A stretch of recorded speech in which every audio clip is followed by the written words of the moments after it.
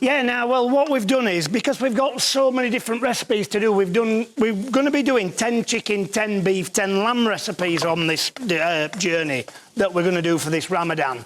So what we're going to do is, we're starting with the beef, and then we did chicken yesterday, we do lamb, and we're doing many. Now we're just stir frying these onions now because we're getting the noodles ready to go with this beef. We've sauteed the beef off, and what we're doing then is we've just letting that rest now, and we just literally just leave it to rest. And let's get these onions going because we all like a little bit of sweating off of these red onions. So now we're going to add. Okay, so you've put all the vegetables in now, so that's looking quite amazing. It's looking amazing, it's smelling fantastic, so we're really looking forward to trying this, Greg. Well, that's fantastic, and I hope you are, like I say. Yeah, we're saving ourselves. Okay then, so we were just talking about the whole notion of, you know, what produce is available, about British produce and how that's, you know, how the market is reacting to that. So what would you say are perhaps some of the biggest challenges that face, for example, a halal market? I think as we sort of see, like I was saying, we want to bring the lamb recipes and the beef recipes to life by looking at the lamb supply chain. Sure. Where lamb comes from, where it's processed, and how it ends up in retail and to the customers, also with beef and chicken. And when we sort of go on that journey, you'll see along the chain, there's a choice involved, what the challenges the farmers face, the producers face. So they'll talk on the program to say, these are the challenges we sort of face. I think as Shazans... And we can actually see the lambs on our screens right now. Yeah, absolutely. Yeah. We've got some shots there.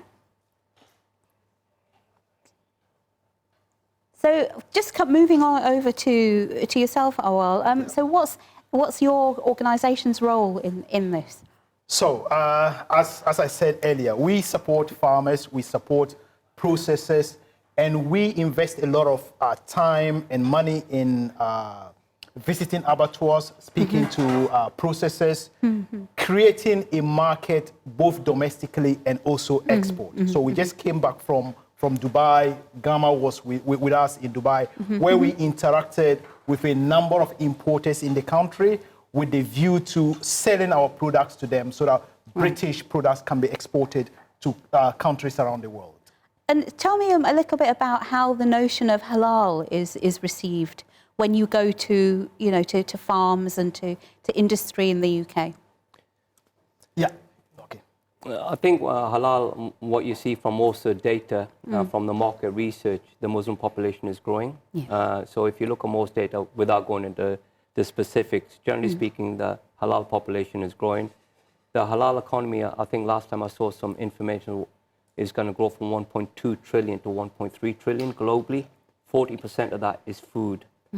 Number one. The average Muslim consumer consumes about 4 times the amount of meat compared to the average other consumer. Yeah. So it's a growing sector. So sorry, is that in comparison to, say, a non-Muslim consumer? The general population. Yeah, so we like our meat. Yeah.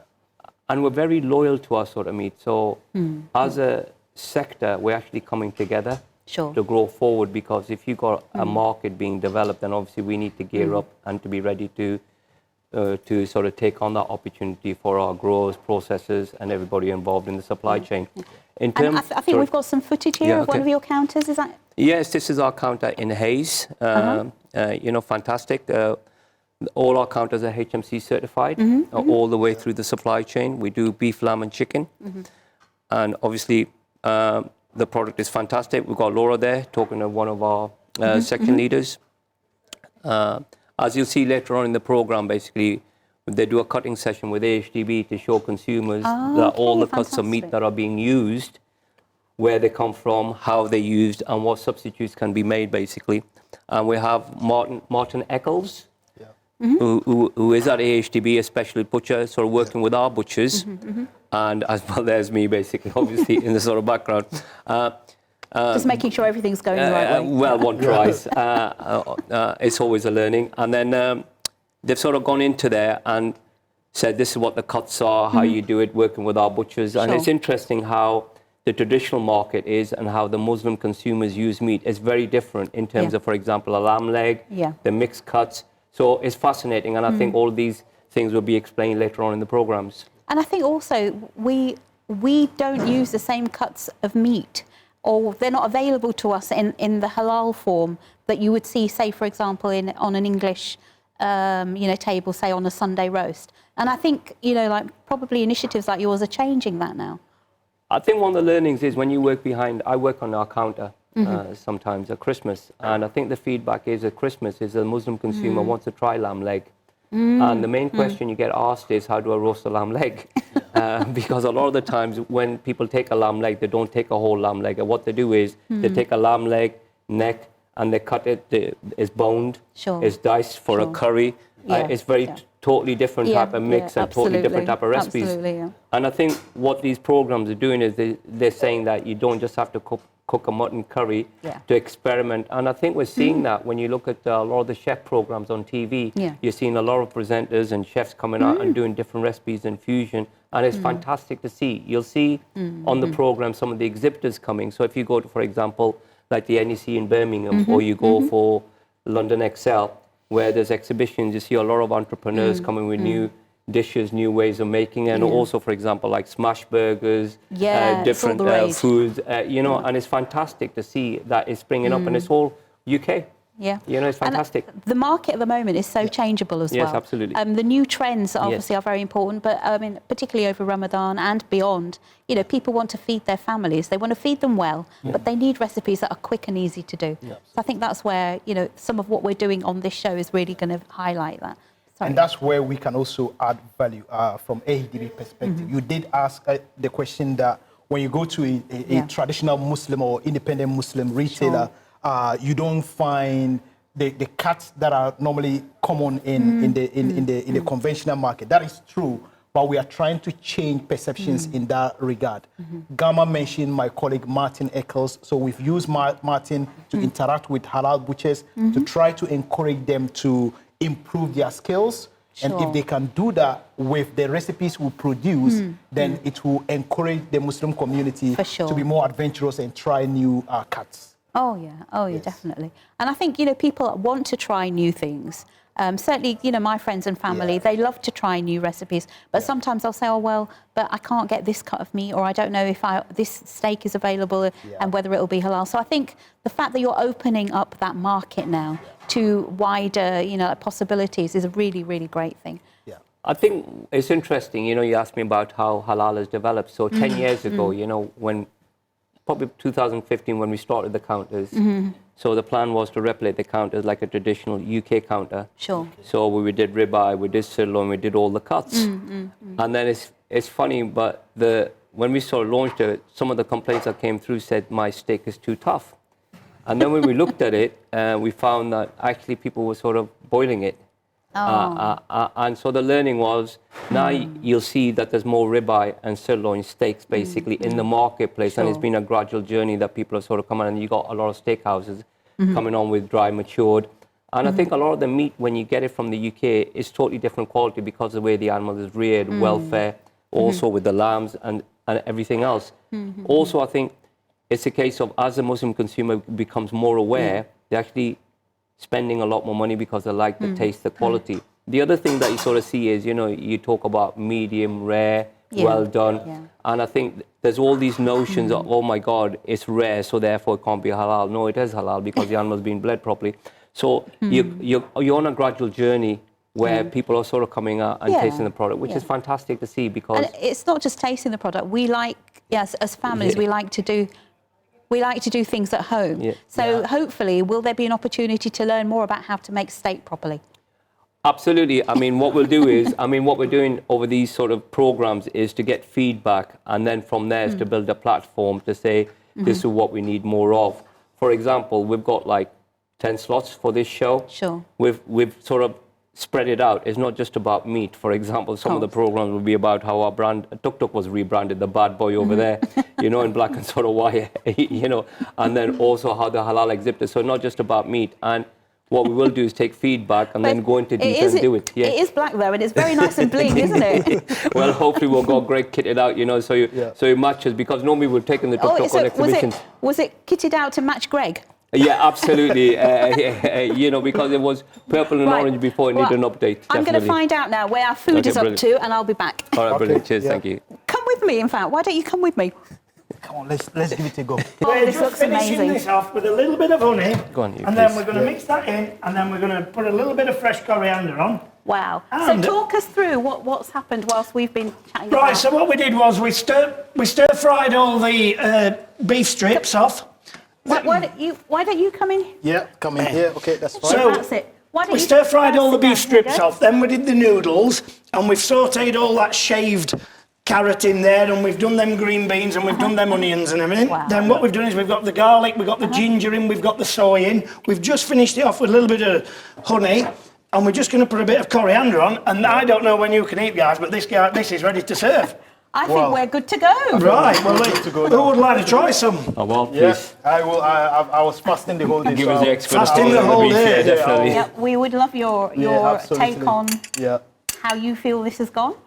And what the food is tasting like. And Gamma, it would be wrong for you to not taste it. Oh, no, You of course I'm going to must taste it. I love Greg's cooking, I've been cooking for him long enough. Now, that's one, guys. very much. Please try this. There's a little bit of salad down there as well. Big Would you like portion. some salad? No, I'm good. Are you- Let me just Yeah, he doesn't look a salad man. I'm not a salad. I love the smells, the aromas, Yeah, Greg is it's- fantastic, It does smell amazing. It really What does about smell yourself? amazing. Yeah, I'm sure that I'll try a little bit. Yes, so we've had this amazing recipe demonstration from Greg, and Greg will be back with us tomorrow as well with another recipe. So we'll be here at 6 o'clock for the next 9 nights. That is really For good. the next 9 nights, and we'll be doing a different recipe on each of those nights. So do join us for that, because we've got some really exciting. Oh, thank you so much. There you go. Please I try thought I'll some. do Tell me the- what I'll you do the- think, guys. So Fantastic, Greg. Very nice. Is that good? Very, very nice. Yummy. why don't you sit? Would you like to take a seat? There we go, and very tell us good. what. So tell us, There we Daniel, go, guys. what do you think? How Thank you, has Greg. this gone? Are you enjoying this? I think the beef is really soft and succulent, fantastic. I'll get you another. It's really great. Don't you worry. The noodles fantastic. Might The be aromas spin. are coming through, the textures, Might the be spin, flavors. You can Thank you. get That's all the really flavors good. in there. Noodles. Really Really good. yum yum. I think it's just really important to mention that Greg has cooked this in real time. So actually, in the time that we've been talking, he's actually got the recipe ready. What are you saying? You've been amazing. talking too much? It's not for me to say. Well, hopefully now you're going to enjoy your food that You know you've what? been cooked. The texture is really good. It's just succulent and it just goes. Yeah, so, and that's the quality of the meat that we use. British, there Does you it go. also depend on the way you cut it? Because if you have a big chunk and a smaller chunk, does the texture really, does it affect the texture? It does, and what you do is you have to slice, when you slice your meat up, you cut against the collagen and the elastin. Right. So you cut against the grain, not along with the grain, else it makes it tougher. So you cut across here, which then makes it a lot more tender when So a lot you of slice it people, up. and we've just talked about this as well, will Yeah. complain that when they cook beef, that it's very tough, or that if they've got a particular steak, that it's, it hasn't cooked properly. But I think there is something about how you cook these kind of cuts. So hopefully, Greg, you'll be able to, give us some hints and tips over the next nine Well, nights. hopefully so. But a lot of the things is with this is it's letting the meat rest before you eat it. I put it out of there. Once I'd sorted all the meat off first, and then what I did was I let it rest. I've given it 10 minutes rest and then just added it back in just into them noodles to give that flavour from that beef, that soy, that honey, that ginger and that chilli. You see, that's not something that we traditionally do in a lot of the dishes that, certainly that I make, from the background that I'm from.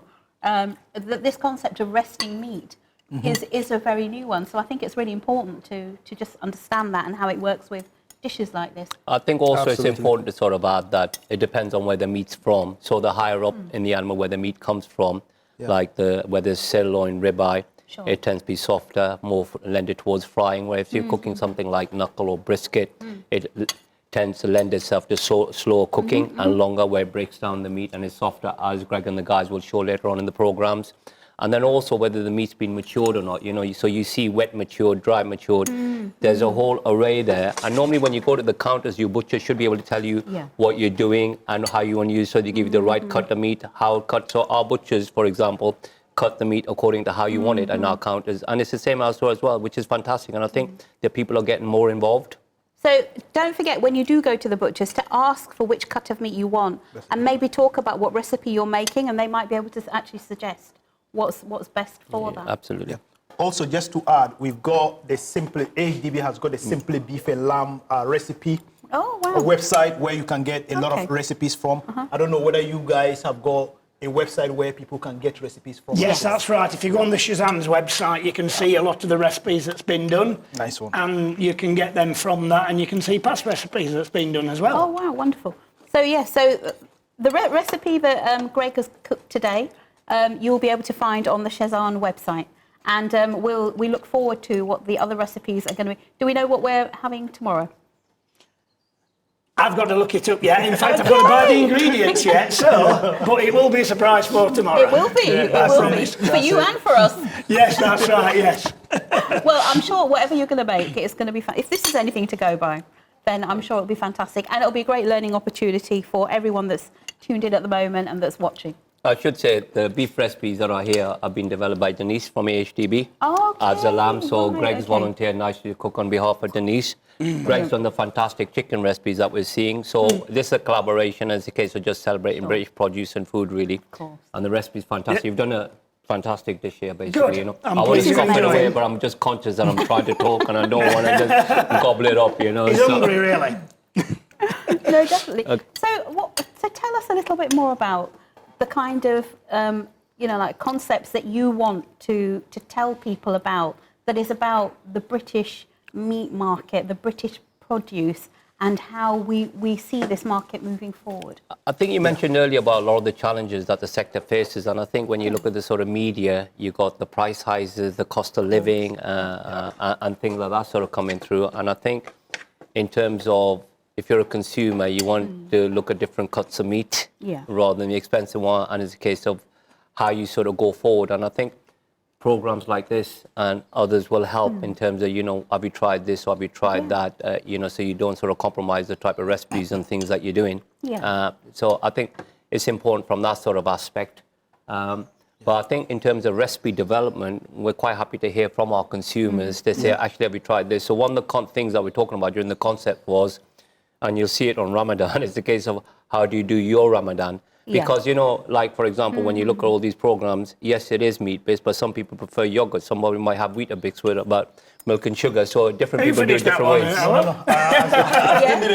got plenty more. Okay, I need to finish this one first. You know what is a little suspicious, though, is that Greg hasn't tried it. We've done for the whole crew, though. All right, brilliant. Also, Halida, Make sure the customers are fed first. yeah, you did ask a question about perception of British products. Yes. British meat is perceived highly either within the UK or in the export market. This is because our animals are mainly raised on grass, so it gives our meat a distinct texture and flavor. So when you eat our meat and compare it to different markets, you see the difference. We also have better halal assurance, where most of our abattoirs are halal assured. So the product gets to the consumer, and the consumer receive the product as described. Well, we're just about at the end of the show today, but I wanted to thank you both, all three of you, for making this show so great. Thank you so much, Gama. Thank you so much, Awal and Greg. Thank you. Thank you to all of you for joining us today. We'll be back tomorrow at 6 p.m. With another show, which will all be about iftar, Ramadan, and also another great recipe that Greg will be cooking for us. So we'll be talking to you more about halal produce and what that means for the British market. But guys, do stay tuned for the next show that's coming up. And thank you very much for joining us today.